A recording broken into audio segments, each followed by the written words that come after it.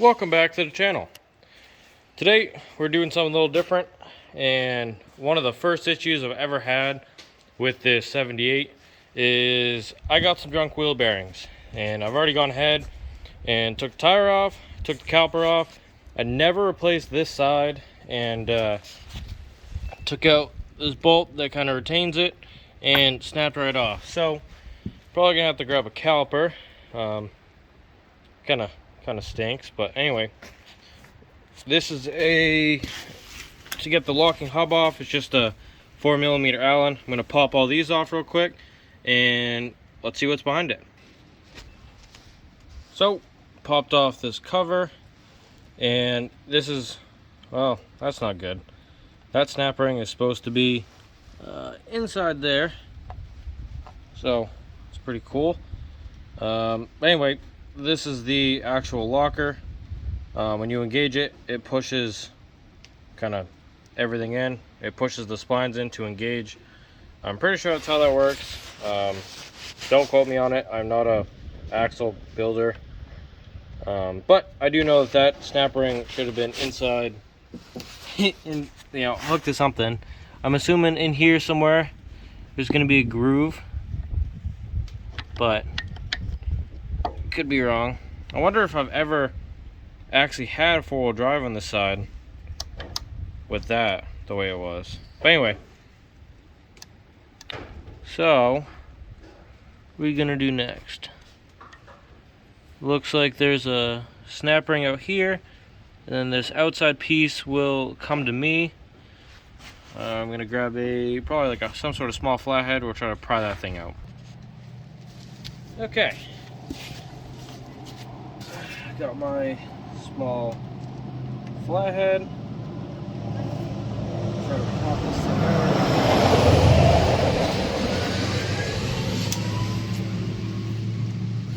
If it will let me. Hey, did I ever make a video on his 6.0? I don't know. I think I did. Yeah, I definitely did. I can't remember if it was his or if it was just Sparky's. Gonna work this one around, and there comes the whole works. Now, unless you do this all the time, or just smarter than me, you got to really pay attention to where these go, so that you put it back in the right order.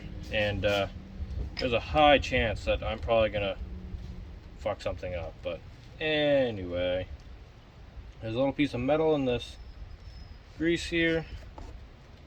Kind of look through it. The grease still looks good. It's not all burnt up and rotted away.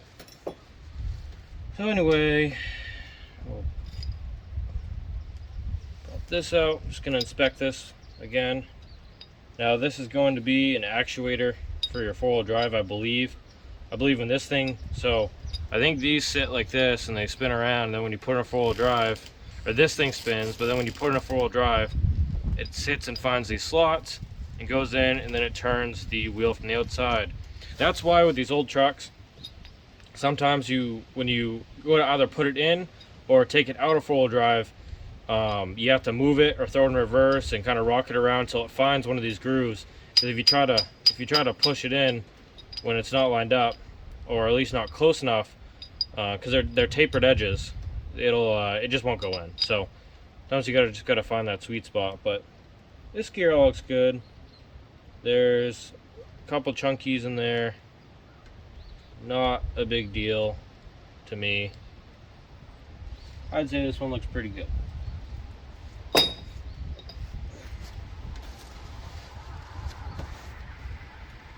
Pull the spring out. It looks to be the same size all the way through. If it was like tapered, you should take note of that, but this one looks okay. Now, okay. Yeah, better screwdriver and spin that around. We kind of have this this locking collar, and that'll just unthread. We just gotta beat it and spin it out. Okay, I grabbed a little pry bar. I think this thing might hold up a little better than my screwdrivers, but I don't think so. We're gonna find out. There it goes. I'm going the right way, right? Looks like it. Yeah, there it goes. Kind of feels like it's binding up a little bit every so often. There it goes. Maybe it's just this thing. It might just be in my pry bar.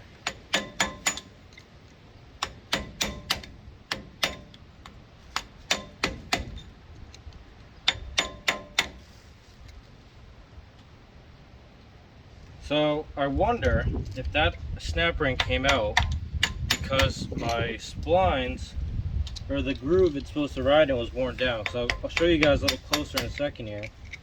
But you can see the spot where it used to, where that snap ring that just fell out was used to be. Come on now. There it goes.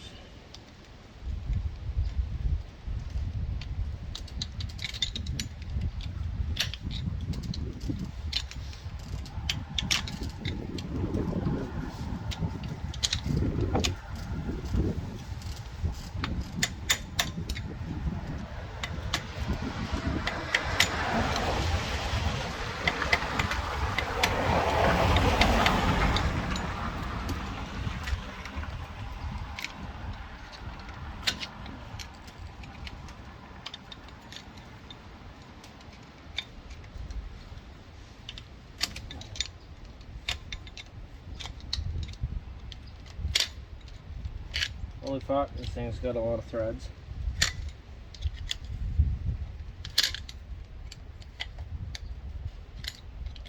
There we go. It's finally coming. It's almost there. There we go. So, this is what I mean by that locking collar.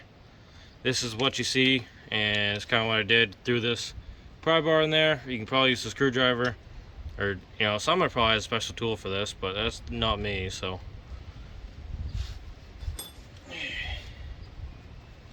Okay.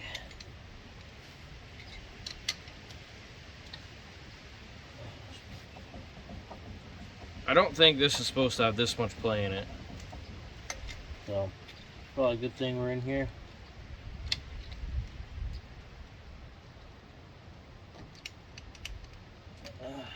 Now, there's this sort of, I don't know what to call it, this like keeper ring. Looks like this. I think this is why that little lock nut was going so hard, because I was hitting these and beating them over, so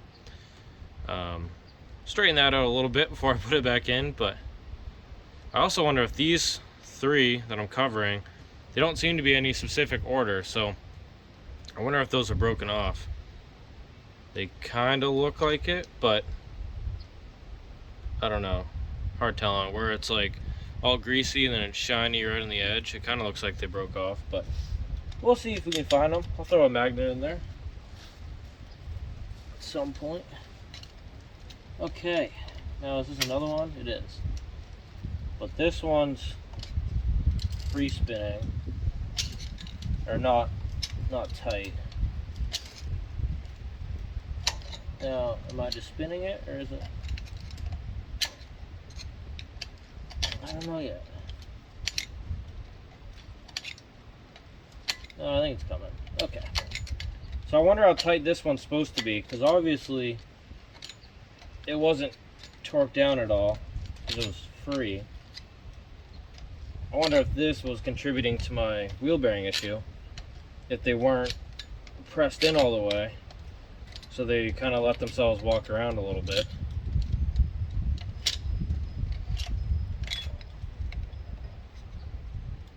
As you can see, this is the next one.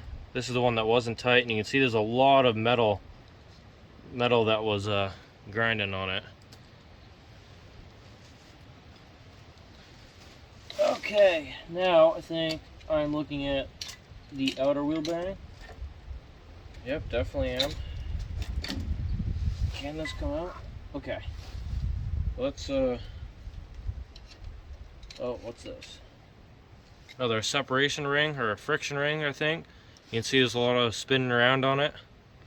Now I don't know if these should actually be spun, because the bearing should have the outer race and then that spins on the wheel, but anyway. Something I'm just observing.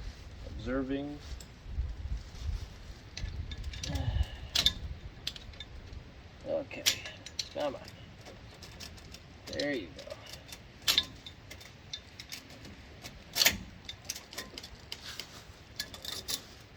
Hey, there's wheel bearing number 1. Gunner's doing a visual inspection. This one doesn't look actually nearly as bad as I was hoping and kind of curious about, but this could probably, if someone really wanted to reuse this, they probably could, but they're pretty cheap, so should probably just buy a new one. Anyway, so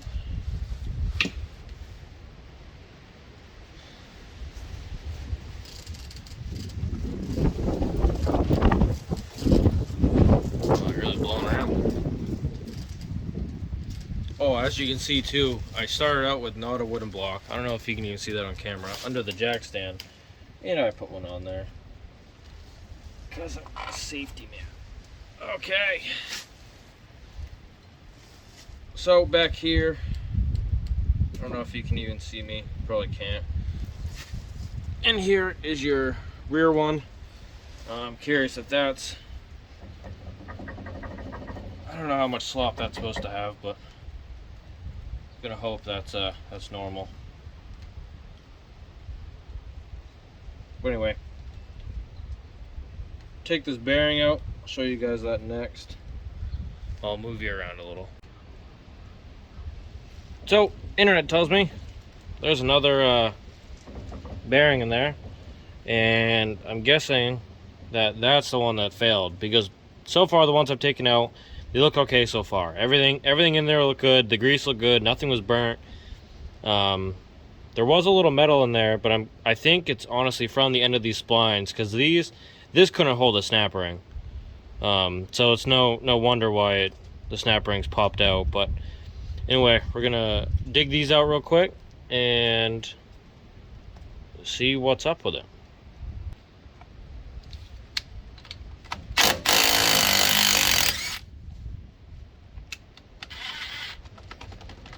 So I have a 17mm socket, but it doesn't like it. It's probably whatever the just bigger size is in the Americano.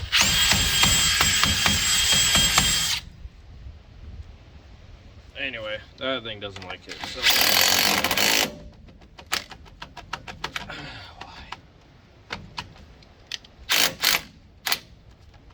oh, I'm just gonna get a different socket. We'll fuck with that later.